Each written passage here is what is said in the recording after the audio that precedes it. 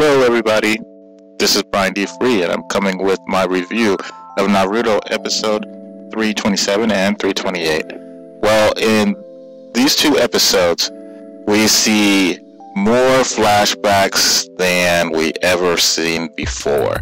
And if this was an AMV, I would say, oh, this is pretty awesome. But it's actually coming straight from the studio. But the flashbacks were good because we see Naruto's life from Kurama's perspective. We see Naruto's life from the perspective of a Bijuu. And I appreciate seeing that perspective, to understand what the Bijoos went through and why they feel the way they feel and why they do the things that they do. And it makes you feel sad for the Bijoos.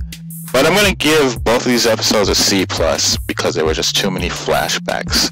And there was a lot of good things in it, but there were just too many flashbacks. But anyway, I'm going to review Chapter 644.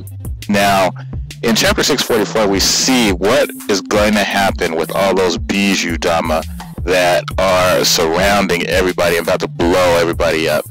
And it was cool because we see Naruto truly step up to the plate.